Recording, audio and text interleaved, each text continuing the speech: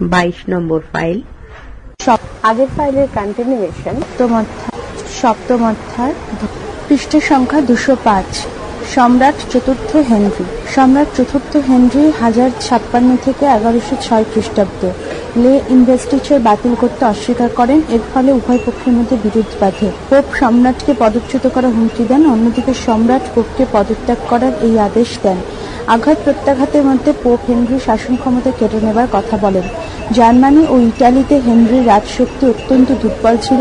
জার্মানির অধিকাংশ সামন্ত রাজা এবং যাজক পোপকে অনুরোধ করেন তার মনোনীত কাউকে শাসক পদে অধিষ্ঠিত করতে। গ্রেগরি ঘোষণা করেন, সম্রাটের যাঁরা নির্বাচক তারা যে ধর্মেরই হন না কেন তারাই রাজ্যের প্রকৃত প্রতিনিধি, রাজা নন। অন্যদিকে চতুর্থ হেনরি অভিযোগ করেন যে গ্রেগরি একই সঙ্গে অবৈধভাবে রাজা এবং পুরোহিত হওয়ার চেষ্টা করেছেন। তার সর্বগ্রাসী আকাঙ্ক্ষার পৃষ্ঠ সংখ্যা 206। তার সর্বগ্রাসী আকাঙ্ক্ষার পরিণামে জার্মান বিদীর্ণ হয়ে গেছে। জার্মানির সামন্ত প্রভুদের বিদ্রোহে চিন্তিত হয়ে চতুর্থ হেনরি শেষ পর্যন্ত ঠিক করলেন পোপের ক্ষমা ভিক্ষা করে কিছু সময় নেই। জার্মানিকে হয়তো নিজের বশে আনার সুযোগ পাবেন। এই কারণে 1077 খ্রিস্টাব্দের সম্রাট চতুর্থ হেনরি ক্যানোসা নামক স্থানে পোপের নিকট আত্মসমর্পণ করেন।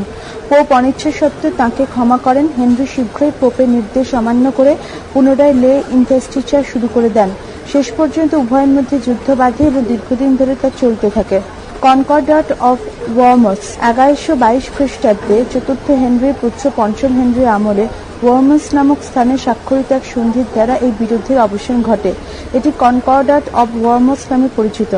এর দ্বারা ঠিক হয় যে কেবল পোপ বা তাঁর প্রতিনিধি বিশপদের প্রতীক চিহ্ন দুটি দিয়ে পদে প্রতিষ্ঠিত করবেন। তবে বিশপরা জমি ভোগ করেন বলে সামন্ত প্রভু বা রাজা বা সম্রাটের কাছে আনুগত্যের শপথ নেবেন। এতে উভয় পক্ষই মোটামুটি সন্তুষ্ট হয়। পোপ তৃতীয় আলেকজান্ডার। কয়েকজন উদ্ধত ও আগ্রাসী পোপের আচরণ ও দাবি দাওয়া কেন্দ্র করে পবিত্র রোমান সম্রাটদের সঙ্গে পোপতন্ত্রের বিরোধ দীর্ঘস্থায়ী হয়। এদের মধ্যে বিশেষভাবে উল্লেখযোগ্য পোপ তৃতীয় আলেকজান্ডার, তৃতীয় ইনোসেন্ট, নবম গ্রেগরি, চতুর্থ ইনোসেন্ট প্রভৃতি। পোপ তৃতীয় আলেকজান্ডার 1159 থেকে 1181 খ্রিস্টাব্দ সপ্তম গ্রেগরির আদর্শ অনুপ্রাণিত ছিলেন। হোহেনস্টাউফেন বংশীয় সম্রাট প্রথম ফ্রেডরিকের সমর্থকরা তাকে সর্বশক্তিমান ও অদ্বিতীয় ক্ষমতার অধিকারী বলে প্রচার করলে পোপ তৃতীয় আলেকজান্ডার সম্রাটকে খ্রিস্টান সমাজ থেকে বহিষ্কৃত করেন। শুধু তাই নয়, লম্বার্ড কমিউনগুলির সঙ্গে সংঘর্ষে সম্রাট ভীষণ ক্ষতিগ্রস্ত হলে পোপ তাকে নতজানু হয়ে তার কাছে ক্ষমা চাইতে বাধ্য করেন। 1177 খ্রিস্টাব্দ তৃতীয় ইনোসেন্ট। 1198 পোপের পদে বসেন তৃতীয় ইনোসেন্ট।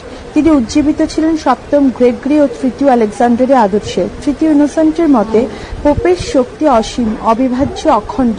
তিনি একাই সমস্ত আধ্যাত্মিক ও জাগতিক ক্ষমতার অধীশ্বর। অন্যদিকে রাজার সীমাবদ্ধ ক্ষমতার অধিকারী, খণ্ড বিচ্ছিন্ন রাজ্যই তাঁর কর্তৃত্বাধীন।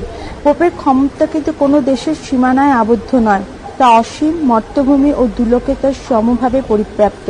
জার্মানি, ফ্রান্স, ইংল্যান্ড প্রভৃতি দেশের রাজন্যবর্গ তার ভয়ে কম্পমান। পর্তুগাল তার নিয়ন্ত্রণে আসে এবং সিসিলি পরিণত হয় পোপের ফিফে।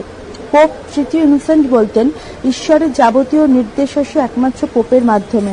সুতরাং পোপের বিধান সর্বক্ষেত্রেই দৈব নির্দেশের মতো অবশ্য মান্য ও সম্মানার্হ।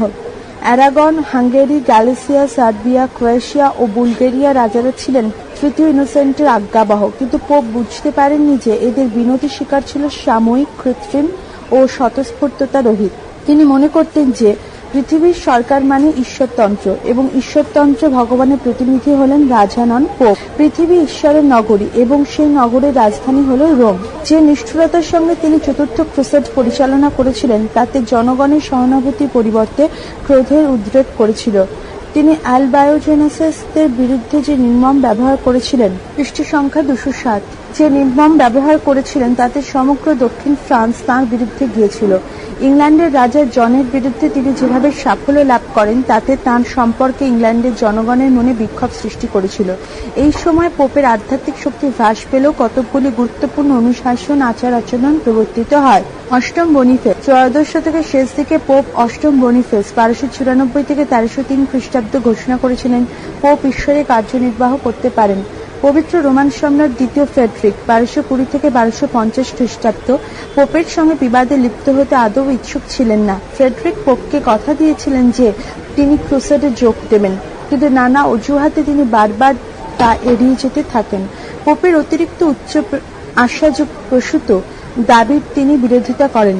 1227 খ্রিস্টাব্দে পোপ নবম গ্রেগরি তাকে জানান, পোপের কাছে দেওয়া প্রতিশ্রুতি লঙ্ঘন করলে শাস্তি পেতে হবে। শেষ পর্যন্ত নবম গ্রেগরি দ্বিতীয় ফ্রেডরিককে সমাজচ্যুত করেন। এরপর তিনি সিসিলির বাসিন্দাদের বলেন, দ্বিতীয় ফ্রেডরিকের কাছে তাদের অনুগত থাকার কোনো প্রয়োজন নেই। ইটালির লম্বার্ডিতে দ্বিতীয় ফ্রেডরিকের বিরোধীদের সংঘবদ্ধ করতে পোপ সমর্থ হন। তিনি জেনোয়া, ভেনিস, পিসা নৌবাহিনী দিয়ে সিসিলিতে একটি নৌ অভিযান পাঠাবার ব্যবস্থা করেন, কিন্তু তা সফল হয়নি। ফ্রেডরিকের ধ্বংস সাধনই তখন পোপতন্ত্রের একমাত্র লক্ষ্য হয়ে দাঁড়ায়। 1245 খ্রিস্টাব্দ থেকে সুপরিকল্পিতভাবে অসাধারণ ধৈর্য, অনমনীয়তা, সাহস ও কূটবুদ্ধির সাহায্যে এই পথে অগ্রসর হন পোপ। কিন্তু দ্বিতীয় ফ্রেডরিক তার সব কূটনৈতিক চাল ব্যর্থ করে একের পর এক সাফল্য লাভ করতে থাকেন। চতুর্থ ইনোসেন্ট। পরবর্তী উল্লেখযোগ্য পোপ চতুর্থ ইনোসেন্ট 1243 থেকে 1254 সিদ্ধান্ত করেন সম্রাটের সাফল্যের কারণ জার্মানি থেকে অর্থ ও সৈন্য সংগ্রহ। প্রচার মাধ্যমে জার্মানিতে সম্রাটের শত্রুদের ঐক্যবদ্ধ করার কাছে তিনি আত্মনিয়োগ করেন। 1245 17 জুলাই পোপ নানা অভিযোগে সম্রাটকে পদচ্যুত বলে ঘোষণা করেন। 1248 পোপের সৈন্যবাহিনীর আক্রমণে ভিক্টোরিয়া নামক স্থানে সম্রাট পরাজিত হন। 1250 সম্রাট দ্বিতীয় ফ্রেডরিকের মৃত্যু হয়। সংবাদ পেয়ে পোপ চতুর্থ ইনোসেন্টের মন্তব্য, ঘৃণ্য শত্রুর বিনাশে সুরলোক পুলকিত এবং মর্তে শুরু হয়েছে আনন্দোৎসব। দ্বিতীয় ফ্রেডরিকের পুত্র উত্তরাধিকারী অকাল মৃত্যু হয় 1245 খ্রিস্টাব্দে। ট্যাগলিয়াকোজোর যুদ্ধে হোহেনস্টাউফেন বংশের শেষ প্রতিনিধি তরুণ কনরাডিন পোপের সমর্থকদের হাতে পরাজিত ও বন্দী হন। নেপলসের এক বাজারে তার মুণ্ডচ্ছেদ করা হয় 1268 খ্রিস্টাব্দে। সম্রাটের বিরুদ্ধে পোপ চূড়ান্ত জয়যুক্ত হন। ক্রুসেড। কারণ বিধর্মী মুসলমানদের অধিকার থেকে পবিত্র তীর্থভূমি জেরুজালেম উদ্ধারের জন্য প্রায় 2 শতাব্দী বিভিন্ন সময় প্রেরিত সামরিক অভিযান ধর্মযুদ্ধ বা ক্রুসেড নামে পরিচিত। প্রায় 2 দশক ধরে ধর্ম, অর্থ, মোক্ষ ও ক্ষমতা লাভে দুর্নিবার আকাঙ্ক্ষায় দূর দেশে এক সুকঠিন, পৃষ্ঠ সংখ্যা 208, দূর দেশে এক সুকঠিন অসম্ভব দুর্মর সামরিক অভিযানে অজস্র সহস্র খ্রিস্টান ধর্মাবলম্বীকে অনুপ্রাণিত করেছিল। মোট 8 বার এই অভিযান প্রেরিত হয়েছিল। প্রথম 4টি ক্রুসেডকে ঐতিহাসিকরা প্রধান ক্রুসেড রূপে চিহ্নিত করেছেন। ক্রুসেডের পেছনে ছিল বহু রাজনৈতিক, সামাজিক এবং অর্থনৈতিক কারণ। প্রত্যক্ষ কারণ অবশ্যই ছিল ধর্মীয়। খ্রিস্টের 7ম শতকে আরবরা ভূমধ্যসাগরের পূর্ব তীরে অবস্থিত সিরিয়া ও প্যালেস্টাইন দখল করে নেয়। এইসব অঞ্চলে, বিশেষ করে প্যালেস্টাইনে জেরুজালেমে খ্রিস্টানদের বেশ কয়েকটি পবিত্র তীর্থস্থান আছে। এই স্থানগুলির সঙ্গে খ্রিস্ট ধর্মের প্রবর্তক যীশু খ্রিস্ট, মাতা মেরি, খ্রিস্ট ধর্মাবলম্বীদের বহু পুণ্য স্মৃতি জড়িয়ে আছে। খ্রিস্টানরা পাপস্খলনের জন্য জীবনে অন্তত একবার এইসব তীর্থস্থান ভ্রমণে যান। খ্রিস্টীয় একাদশ শতকে তুর্কিরা জেরুজালেম দখল করার পর খ্রিস্টান তীর্থযাত্রীদের নানাভাবে শোষণ ও নির্যাতন করত। পশ্চিম ইউরোপে খ্রিস্টানরা এইসব বিবরণে অত্যন্ত উত্তেজিত হয়ে ওঠে। তুর্কিদের অত্যাচার সত্ত্বেও তীর্থযাত্রীদের সংখ্যা দিন দিন বেড়েই যাচ্ছিল। ফলে তুর্কিদের অত্যাচারে অতিষ্ঠ হয়ে খ্রিস্টানরা জেরুজালেম ও অন্যান্য পবিত্র তীর্থস্থান মুসলমানদের কবল থেকে পুনরুদ্ধারের জন্য যুদ্ধযাত্রা করেছিল। একথা ভাবার সঙ্গত কারণ নেই।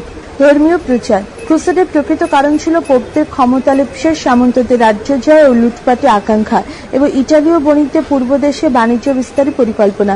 সম্রাটদের সঙ্গে ইনভেস্টিচার সংগ্রামে লিপ্ত থাকাকালে পোপরা চিন্তা করেন, তাদের নেতৃত্বে খ্রিস্টান সামন্ত, রাজা ও জনগণকে যদি ধর্মযুদ্ধে পাঠানো যায় তবে পশ্চিম ইউরোপের সকলেই তাদের নেতা বলে মেনে নেবে। এর ফলে পোপের ক্ষমতা ও মর্যাদা বাড়বে এবং সম্রাটের প্রতিপত্তি কমবে। ক্লুনির মঠ সংস্কার আন্দোলনের প্রভাবে জনসাধারণের ধর্মভাব বেশ জোরালো ছিল, ফলে পোপদের কার্যসিদ্ধি করতে অসুবিধা হয়নি। পোপ দ্বিতীয় আরবানের কাছে মুসলমানদের বিরুদ্ধে সাহায্য করেছিলেন পূর্ব রোমান সাম্রাজ্যের সম্রাট প্রথম আলকসিয়াস। তার আবেদনে সাড়া পেয়ে পোপ মুসলমানদের বিরুদ্ধে যুদ্ধযাত্রায় খ্রিস্টানদের কাছে আহ্বান জানান। পোপ ফরাসি হওয়ায় তার আহ্বানে সবথেকে বেশি সাড়া দেয় ফরাসিরা। সাধু পিটার এবং ওয়াল্টার নামে এক কর্পদক্ষিণ নাইট ক্রুসেডে যোগ দেওয়ার জন্য জনগণকে উত্তেজিত করতে থাকেন। তাদের প্রচারের ফলে হাজার হাজার চার্চীয় সামন্তপ্রভু বাড়িঘর, পরিবার, পরিজন প্রভৃতি ফেলে জেরুজালেমের দিকে রওনা হয়। সামন্ত নাইটরা দুঃসাহসিকতার সঙ্গে রাজ্য জয় ও লুটপাটের আশায় তাদের সঙ্গে যোগ দেয়। জেরুজালেমের চার্চের ক্ষতি ও তার কাঠামোগুলোকে ধ্বংস করা হয়েছে, এই গুজব প্রচারিত হলে সমগ্র ইউরোপে তা উত্তেজনা সৃষ্টি করে।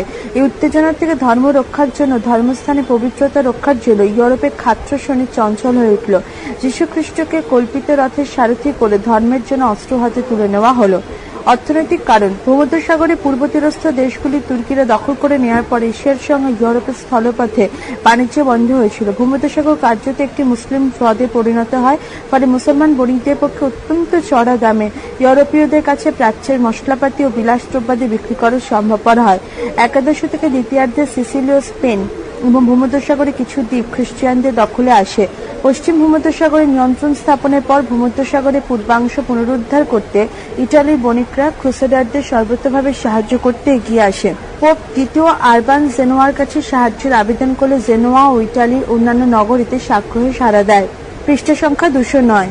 জনসংখ্যা বৃদ্ধি। এই সময় পশ্চিম ইউরোপে জনসংখ্যা বেশ বৃদ্ধি পেয়েছিল। উদ্বৃত্ত জনসংখ্যা স্বতঃস্ফূর্তভাবে লুটপাটের আশায় ক্রুসেডে যোগ দেয়। পশ্চিম ইউরোপে প্রচলিত প্রথা অনুযায়ী সামন্তদের ভূসম্পত্তির উত্তরাধিকারী হতো পরিবারের জ্যেষ্ঠ পুত্র, ফলে অন্য পুত্ররা ভাগ্য পরিবর্তনের আশায় দলে দলে ক্রুসেডে যোগ দিয়েছিল। প্রথম ক্রুসেড। খ্রিস্টিয়ানরা মুসলমানদের বিরুদ্ধে মোট 8টি ক্রুসেড পরিচালনা করেছিল। এগুলির মধ্যে প্রথম, তৃতীয় ও চতুর্থ ক্রুসেড বেশ গুরুত্বপূর্ণ। খ্রিস্টান ক্রুসেডার বা ধর্মযোদ্ধাদের পোশাকের বুকে খ্রিস্টান আঁকা থাকতো, অন্যদিকে মুসলমানদের পতাকায় আঁকা থাকতো বাঁকা চাঁদ। প্রথম ক্রুসেডের সময় 1094 থেকে 1099 সাধু পিটারের নেতৃত্বে প্রায় 10,000 খ্রিস্টান জেরুজালেমের দিকে অগ্রসর হয়। এরা ভালো যোদ্ধা ছিল না, ফলে প্রায় সবাই তুর্কিদের হাতে নিহত হয়।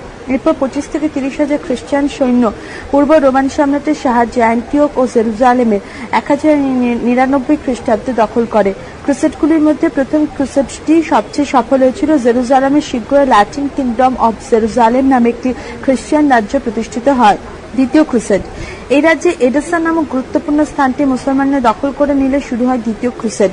এতে খ্রিস্টানরা পরাজিত হয়েছিল মূলত জার্মান ও ফরাসি ক্রুসেডারদের অনৈক্য বিরোধের জন্য। তুর্কিদের নেতা ছিলেন সিরিয়া, মেসোপটেমিয়া ও মিশরের সুলতান সালাদিন। তার বুদ্ধি ও সমনৈপুণ্য খ্রিস্টানদের বিপর্যয় অন্যতম একটি কারণ হিসেবে দেখা দেয়। সালাদিন 1187 খ্রিস্টাব্দে জেরুজালেম পুনর্দখল করেন। তাঁর নেতৃত্বে পশ্চিম এশিয়ার মুসলিম রাজ্যগুলো ঐক্যবদ্ধ হয়। তৃতীয় ক্রুসেড।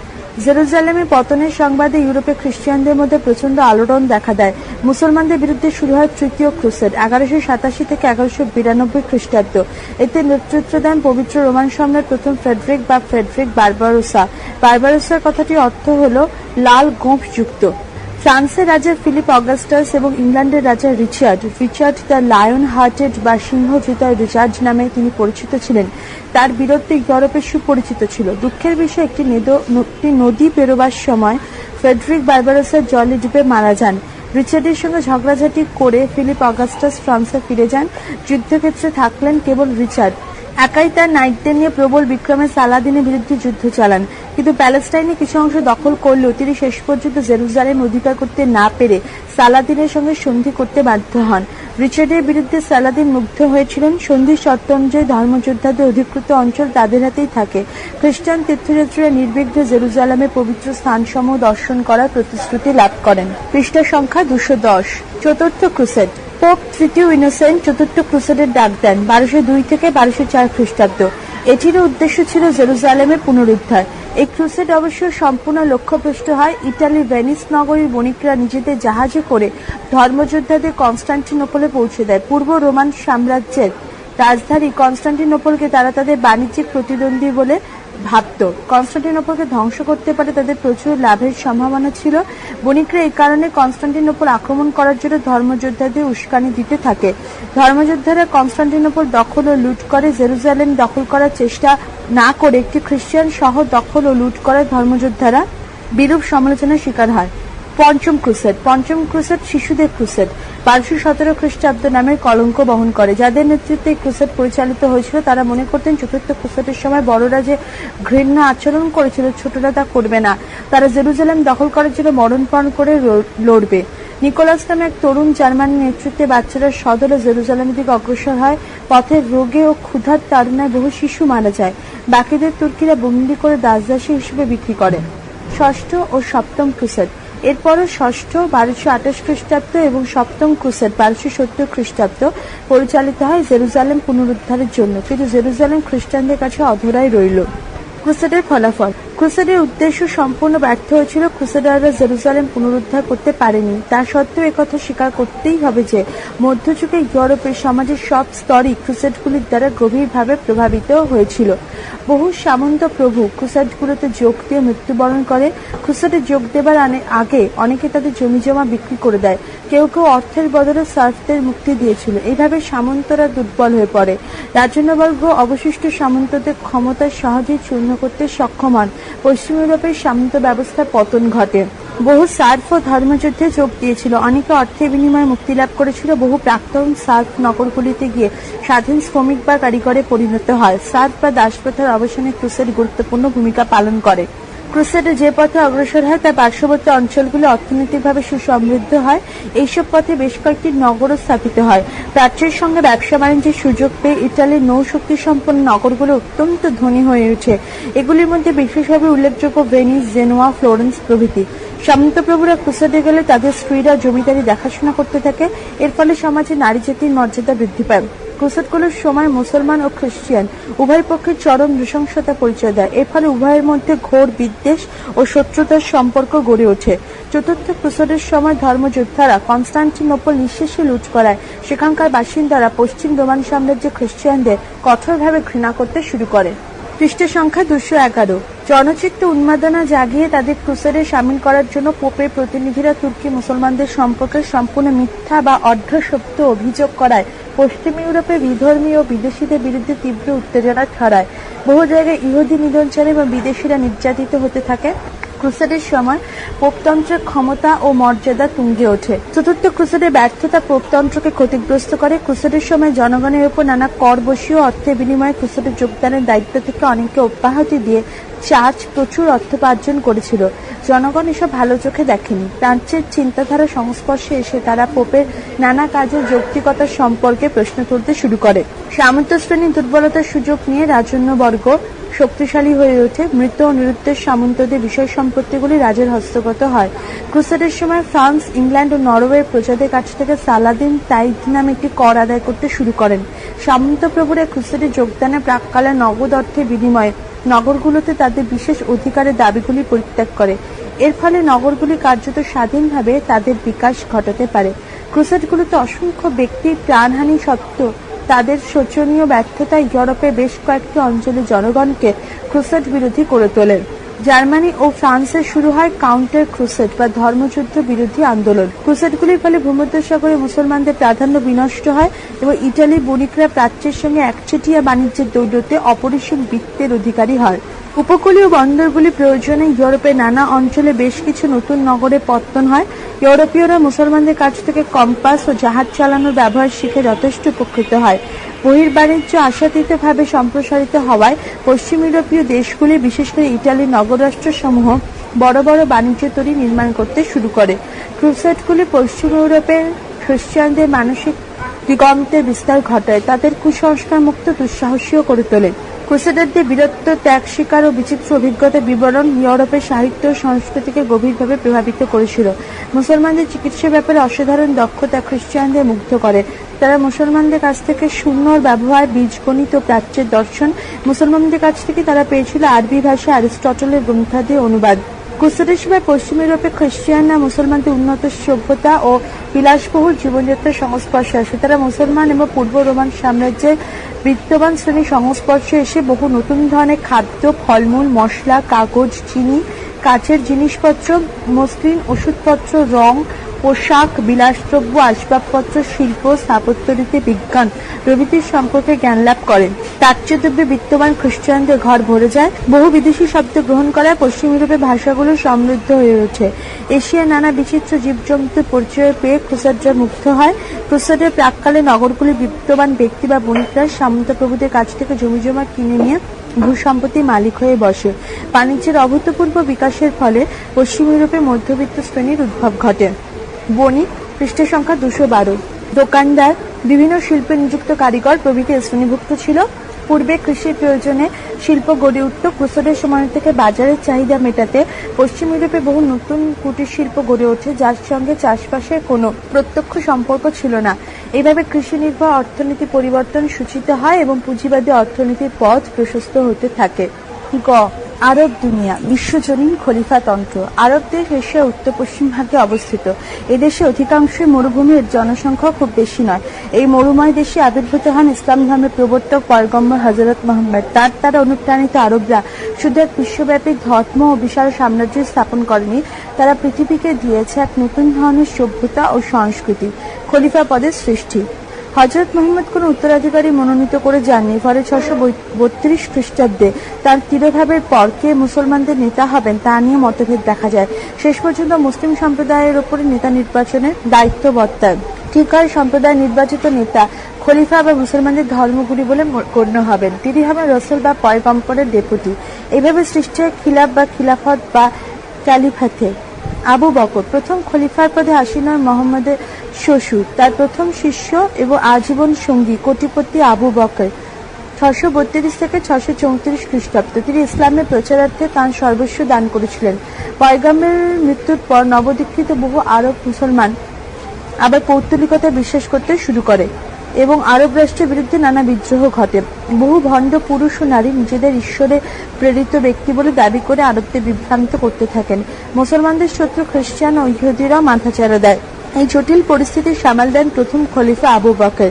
তিনি বিদ্রোহীদের ক্ষমতা চূর্ণ করেন এবং রাজ্যে শান্তি ও শৃঙ্খলা প্রতিষ্ঠা করেন। তার সাফল্যের কারণ তার বুদ্ধিমত্তা এবং সমন্বয়পূর্ণ। এর সঙ্গে যুক্ত হয়েছিল এক সুশৃঙ্খল সৈন্যবাহিনী। কথিত আছে তিনি সমগ্র পৃথিবী জয় করে ইসলাম ধর্ম প্রচার করার সংকল্প করেছিলেন। তার আমলে সিরিয়া লুণ্ঠিত হয় এবং সিরিয়ার অন্তর্গত প্যালেস্টাইন আরবদের অধীনে আসে। প্রথম খলিফা আবু বকর তার উত্তরসূরি হিসাবে ওমর ফারুক 634 থেকে 644 খ্রিস্টাব্দকে দ্বিতীয় খলিফা পদে মনোনীত করেন। খ্রিস্ট সংখ্যা 213। দ্বিতীয় খলিফা পদে মনোনীত করেন। তার আমলে মুসলমানরা সিরিয়া, মেসোপটেমিয়া, ইউফ্রেটিস নদীর উপত্যকা অঞ্চল, ব্যাবিলন, অ্যাসিরিয়া, পারস্য, মিশর দখল করে। শাসন ব্যবস্থা। ওমর তাঁর বিশাল সাম্রাজ্য, ধর্মাশ্রয়ী ও গণতান্ত্রিক রাষ্ট্র ব্যবস্থা গড়ে তোলেন। তিনি সমগ্র আরব দেশকে সম্পূর্ণ মুসলিম অধ্যুষিত অঞ্চলে পরিণত করেন। প্রাদেশিক শাসন ব্যবস্থা। তিনি তার সাম্রাজ্যকে কয়েকটি প্রদেশে বিভক্ত করেন। প্রদেশগুলি জেলায়, জেলাগুলি মহকুমায় ও মহকুমাগুলি থানায় এবং থানাগুলি অঞ্চলে বিভক্ত ছিল। প্রাদেশিক শাসনকর্তাকে বলা হতো আলী বা ওয়ালি বা আমির। তারা তাদের কাজকর্মের জন্য খলিফার নিকট দায়ী থাকতেন। দুর্নীতিমুক্ত প্রশাসন। ওমর দুর্নীতিমুক্ত শাসন ব্যবস্থা গড়ে তোলেন। এমনকি সেনাপতি ও উচ্চপদস্থ ব্যক্তিদের বিরুদ্ধে দুর্নীতি প্রমাণিত হলে তিনি তাদের পদচ্যুত করতে দ্বিধাবোধ করতেন না। কর্মচারীদের নগদ বেতন দেওয়া হতো। সেচ ও কৃষি ব্যবস্থা। সেচ ব্যবস্থা ও কৃষি উন্নতির জন্য ওমর নিয়ম করেন যে কৃষি জমিকে পরপর 3 বছর অনাবাদি রাখলে মালিক তার জমি সত্ত্ব হারাবে। সেচের সুবিধার জন্য ওমর কয়েকটি দীর্ঘ খাল খনন করেন। তার সেচ প্রকল্পগুলিতে দৈনিক 1,20,000 শ্রমিক কাজ করত। তার নির্দেশে একটি খাল কেটে নীল নদকে লোহিত সাগরের সঙ্গে যুক্ত করা হয়। এর ফলে মিশর থেকে শস্যাদি সহজে জলপথে আরবে আনা সম্ভবপর হয়। শিক্ষা ব্যবস্থা। ওমর বহু শিক্ষা প্রতিষ্ঠান স্থাপন করেন। তাঁর আমলে প্রতিটি মসজিদের সঙ্গে একটি করে মক্তব নির্মিত হয়।